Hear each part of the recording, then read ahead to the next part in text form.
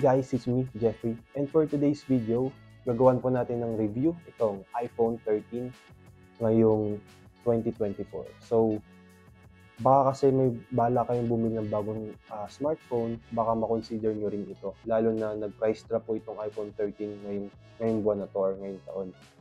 So, 5 months ago guys, nabili ko po yung iPhone 13 at ang price niya po noon is 40,450 pesos. At ngayon guys, yung brand new sealed nito na iPhone 13 ay nagkakahalaga na lang ng 34,990 pesos. So, yung price na yan is galing po sa Gadgets Lab. Ayan yung shop ng nakita ko. So, hindi po ito sponsored nila. Sinasabi ko lang kasi legit naman sila guys. So, kung trip nyo silang or kung gusto nyo pala mag-inquire sa kanila, pin ko na lang yung link nila sa comment section mamaya. And guys, so aalamin pala natin after 5 months kung ano yung naging experience ko dito sa iPhone 13, kung okay ba or hindi. Mare-recommend ko ba sa inyo or hindi. So, simulan muna natin guys sa unboxing at ayun, gawan na natin siya ng review. Let's get started. Yan. Ganun pala yung feeling. Fully paid po. Ayan. Ganda.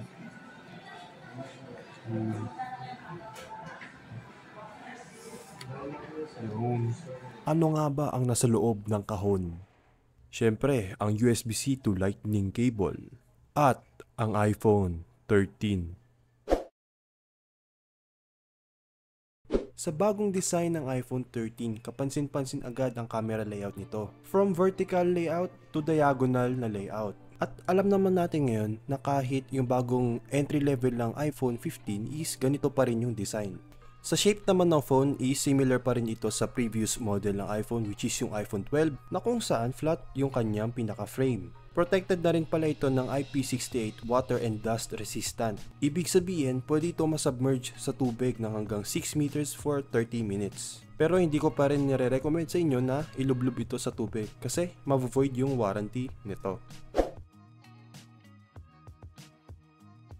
Sa display naman ng iPhone 13, meron tayo ditong Super Retina XDR OLED display na supported ang HDR10 Dolby Vision 800 nits. At tataas pa ito ng 1,200 nits kapag naka-auto brightness. At ito nga pala yung ginagamit ng iPhone 13 na chipset, Apple A15 Bionic chip, 5nm. In real life usage naman, kayang-kaya pa nito pumalag sa mga apps na ginagamit nyo daily at mga games na latest ngayon sa App Store. At ang nakuha nating Antutu score is 1,050,365. Narito ang ilang games na nilaro namin sa iPhone 13. By the way, nakasagad po ito sa graphics na high settings kaya makikita nyo sa gameplay na smooth talaga ito. Pero sa inyo ko na rin iiwan yung opinion.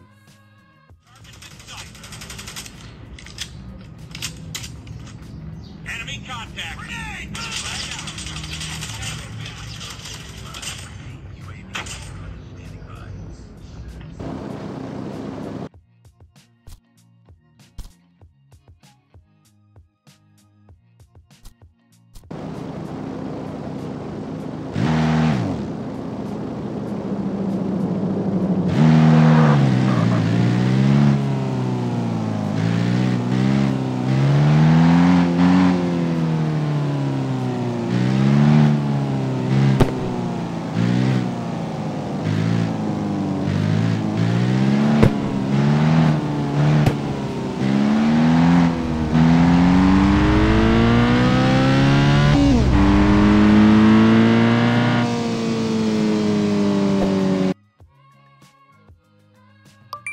Since iPhone ito, ang biometrics naman nito syempre ay ang Face ID. Kapansin-pansin din ng notch ng iPhone 13 na mas maliit na ngayon kumpara mo sa previous model ng iPhone, kagaya ng iPhone 11 at iPhone 12. Sa charging naman ng iPhone 13, meron itong lithium-ion battery na 3,240 mAh na capacity. Capable naman ng iPhone 13 sa fast charging. Yun nga lang, gagamit kayo ng PD 2.0 na 20 watts adapter na mabibili nyo sa Apple. kaya nito mag-charge ng 0% up to 50% under 30 minutes as advertised. Syempre, pwede rin ito sa MagSafe na power bank. At yung speed naman nito kung MagSafe power bank is around 15 watts lang according to Apple. Sa main camera ng iPhone 13, meron siyang 12 megapixel na sensor na kayang mag-shoot hanggang 4K at 60 FPS. At kung mag-film ka naman, kaya rin ito mag-shoot hanggang 4K at 24 FPS. Meron din itong OIS or Optical Image Stabilization. At para sa secondary camera ng iPhone 13, meron siyang 12 megapixel din na ultra-wide sensor. At kagaya sa main camera, kaya din ito mag-shoot hanggang 4K at 60 FPS. At sa front camera naman ng iPhone 13, meron itong 12 megapixel 23mm wide, kaya rin ito mag-shoot ng 4K at 60 FPS. Naka-EIS nga lang ito, hindi kagaya nung sa rear camera ng iPhone 13 na OIS. Ipapakita ko na rin guys yung mga camera samples na na-capture ko dito sa iPhone 13. So let me know guys kung maganda ba yung quality.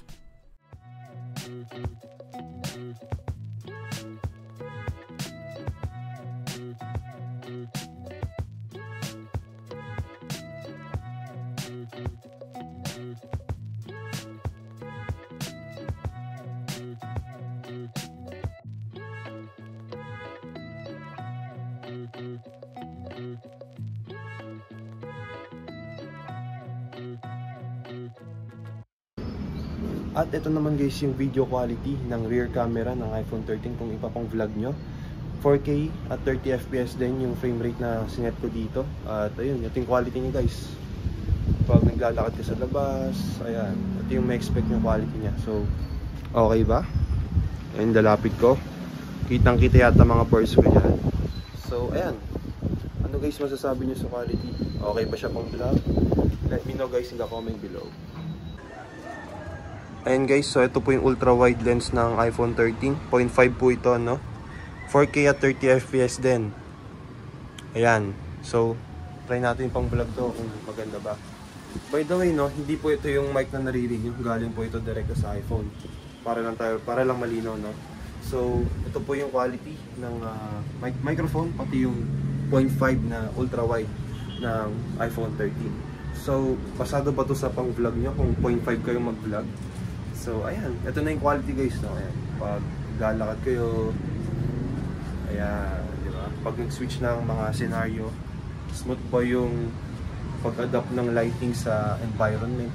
Ayan, mga ganyan. So, let me know guys, no, kung pasado. Ayan.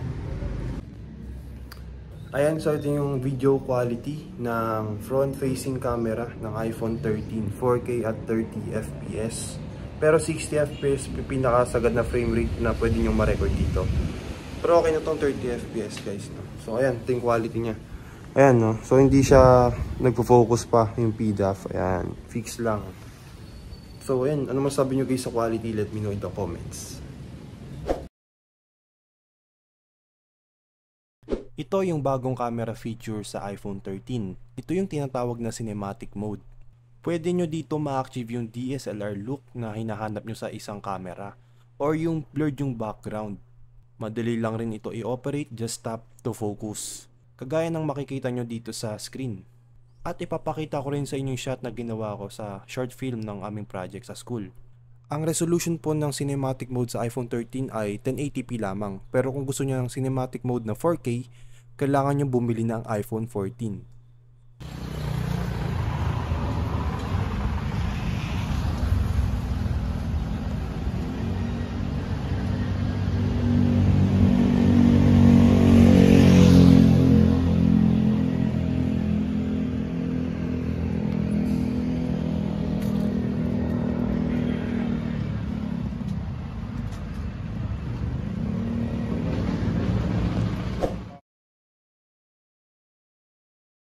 Para naman sa sound ng iPhone 13, meron siyang stereo speaker na para sa akin yung kanyang audio is clear naman talaga. Pero kung ikukumpara ko siya sa previous phone ko na S21 Ultra, mas malakas po yung bass niya. Pero overall naman, napakaganda ng speaker quality nitong iPhone 13.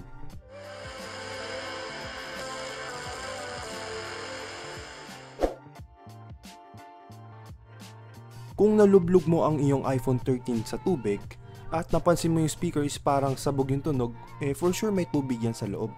Pero paano nga ba natin maalis yung tubig nito sa loob? Una, i-type nyo sa Google water eject. At yung unang link na lumabas, pindutin nyo. At after nyan, pindutin nyo lang accept all. And then itap mo yung get shortcut. And finally, i-click mo yung add to shortcut na button. And then i-click mo na yung water eject na shortcut and then click start. Tapos i-press mo yung level 3 para siguradong lalabas yung tubig sa speaker ng phone nyo. At kung mapapansin nyo, sa lakas ng sound, nagkakaroon ng vibration kaya naaalis yung tubig sa speaker ng iPhone nyo.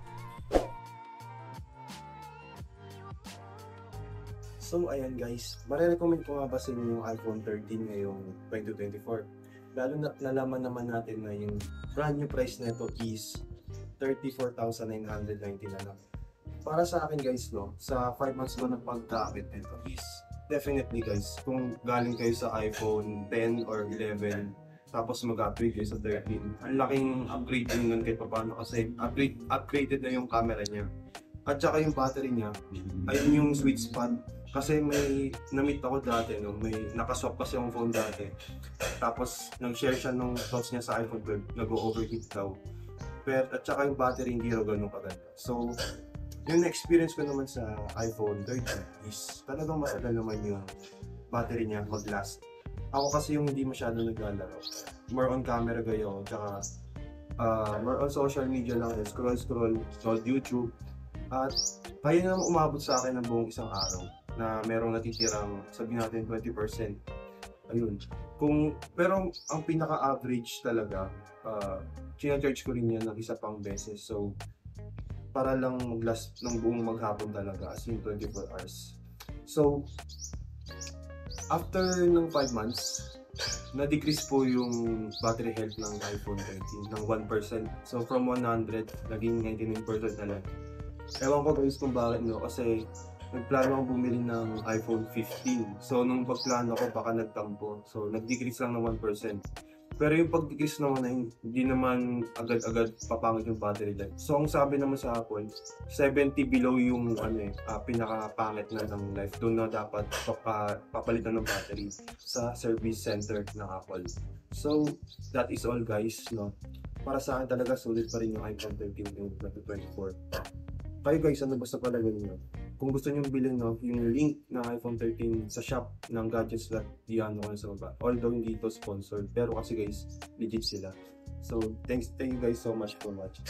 At dito na nagtatapos yung video natin guys for today. Pero bago yun guys, no, may sasabihin lang ako. So, sa next unboxing video po natin, abangan nyo dahil mag-unbox po tayo ng another smartphone.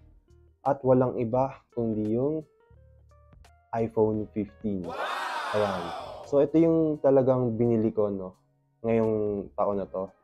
So, nag-upgrade ako from 13, no. Like, sobrang laki kasi guys ng upgrades na itong 15. So, gagawan ko rin siya ng review.